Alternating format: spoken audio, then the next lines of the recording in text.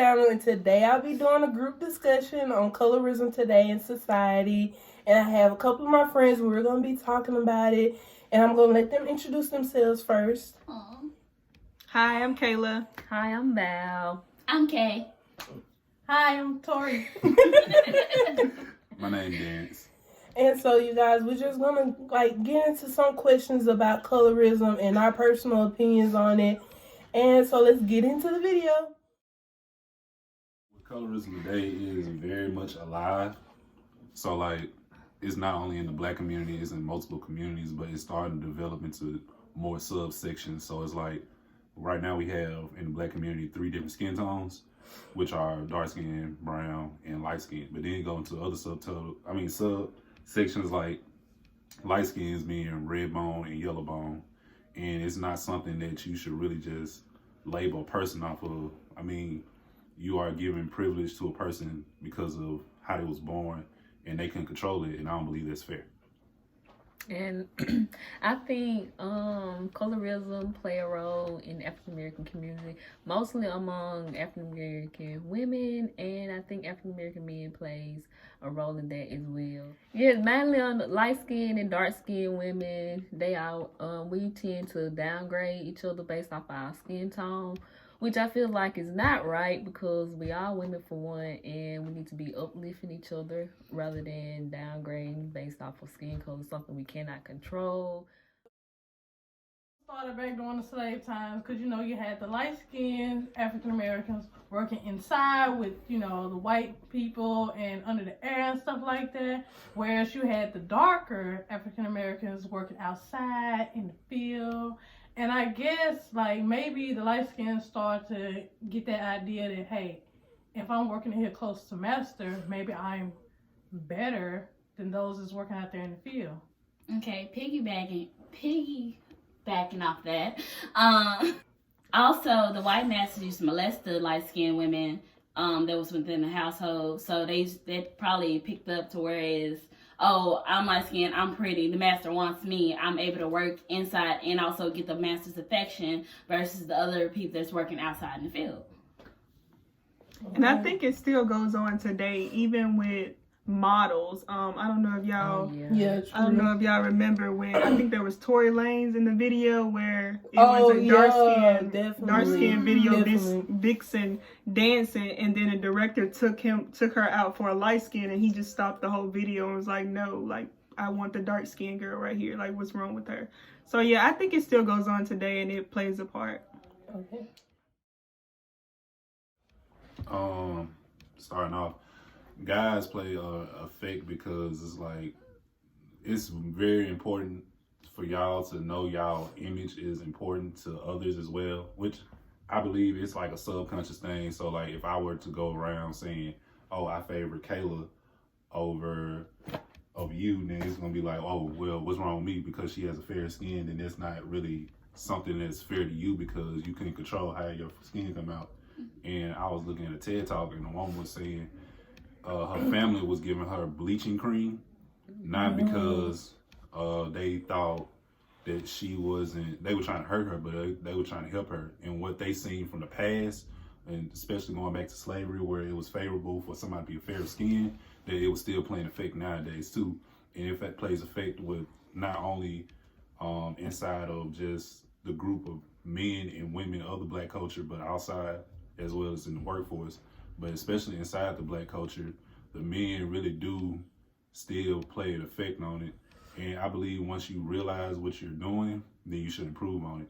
I mean, it's okay to have a preference, but don't just single out a certain person because they are of a darker tone than you prefer.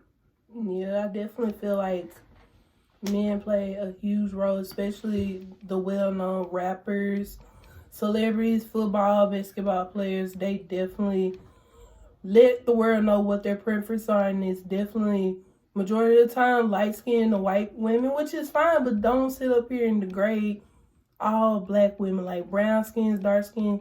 It shouldn't matter. And what kills me, the men that say these things are dark, they're dark skinned, they're actually darker than any dark skinned girl I done known, and they are the main ones sitting up here. I don't date a black girl, I don't date a dark skin, but I'm like, you're dark too, or heck, you darker than I am. So, but like you said, we all have our preferences. Just don't degrade another woman just because of her skin tone. Like, it's not cool at all. Right. Rappers have such a large platform. They have to realize how influential they are in the black community, whether it's grown people or the youth nowadays. Because youth will take what they're hearing in these songs and they'll put it in school. Like, they'll influence bullying and like not only for men but also for the girls as well. No, I said the backwards. I'm sorry.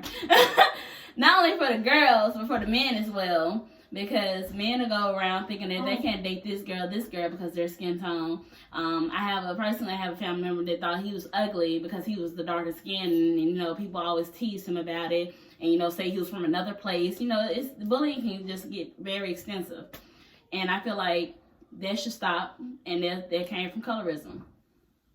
And a good example is, I don't know if y'all watch Love and Hip Hop, but the girl that's on there, the Jamaican girl, she's a rapper, Spice. She wanted to bleach her skin because she's dark skinned. She's dark skinned, and they told her that she wasn't beautiful and she wasn't sexy. So she thought, oh, if I go bleach my skin, then maybe I'll be beautiful. And it became big newsworthy because all her friends was like, don't do that, please do not do that. And so she ended up not doing it. But that's a good example of people wanting to change themselves to get in the light that they want to be in. Because she loves music, she was willing to change her skin color to be popular. Yeah. And basically, like what Kay was saying, like, you know, these rappers from Lil Boosie who always talk about red bone or yellow bone, to Chris Brown, like, not accepting dark skin into his area at the club. That was like, really, like, was that necessary? And then I just feel like we need to do better as a whole. We really do.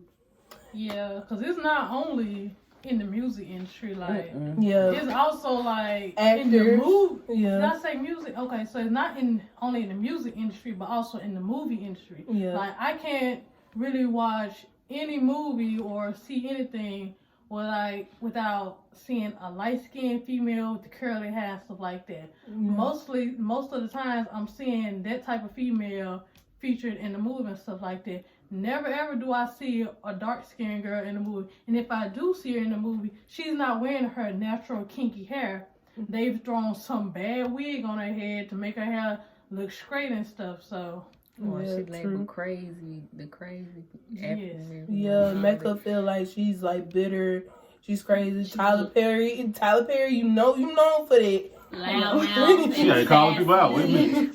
I don't mind. Tyler Perry, you are known for that. Like, I don't know if you got a thing for like making black women seem like we desperate and we crazy, but you definitely play a role in it. And for example, you remember in that movie, it was like the dark skinned girl was like Byron, and the light skinned girl, she's all fancy, wants all the expensive things. She can get it regardless. She's pregnant now. Hey, look, that's Oh yeah. Yeah, true. Oh, swear.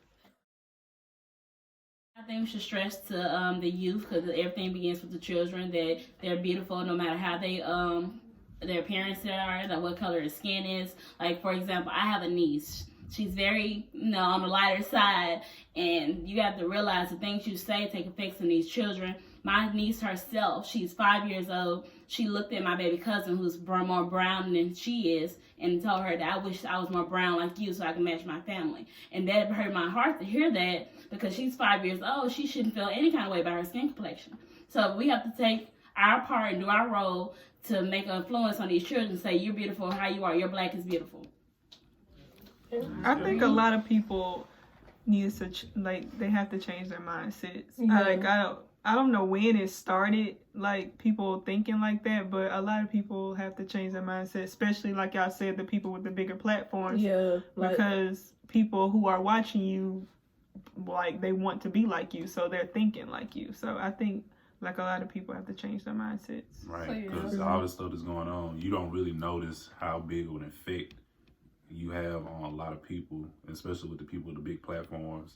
They like, okay, this is just my preference. That's fine for you to have that preference, but don't voice it that loud, knowing that you have a big viewing stable, and like people are gonna imitate you because they see the success that you have. They're like, okay, so to imitate them and to get to their level, let me cut out certain things like this, and like colorism and preferring one person over the other because somebody else is doing it is not right, because it's gonna start causing problems, which it already has, and it's not something that we can change overnight, but it is a process that we can start right now. So therefore, you big celebrities should use your platform to stop basically categorizing black people. Stop saying like, oh, I want me a black girl. Start saying I want a black girl. Don't start I want a light skin or a dark skin. You just want a black girl. Like, just stop categorizing us, period. And I think another good example, like, it's not with colorism, but with the stuff that's going on with B. Simone and what she said her preference of a man was. Yeah. And so it's like a lot of people are getting on to her because, like, you're downgrading 9 to 5 men and saying that they aren't good enough because you're an entrepreneur. And it's just like, I feel like that's what guys are doing with women. Because she's dark skinned, you're not good enough. I want this over here. Yeah. So it just has to change. It's not good. Like, it doesn't sound good. Like she said, like Arabia said, it's the main guys who are really dark who's just saying, like, I've only met one black guy in my life, and he was not ashamed to tell me that he's never dated a black girl.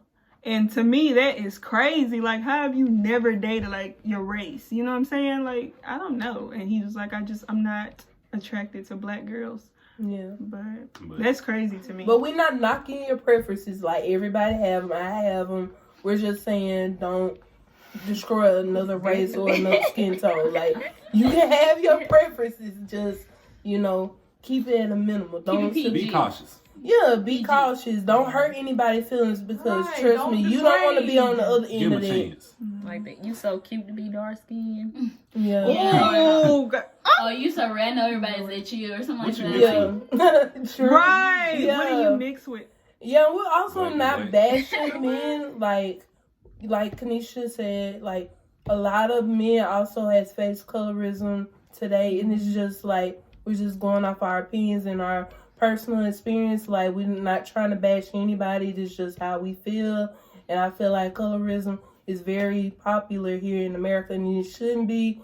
And I feel like us as black people, we should get together and we should empower each other no matter what our skin tone is. Black is beautiful. Period. And all right? Period. Period, Pooh. Black is beautiful. Let's say it, guys.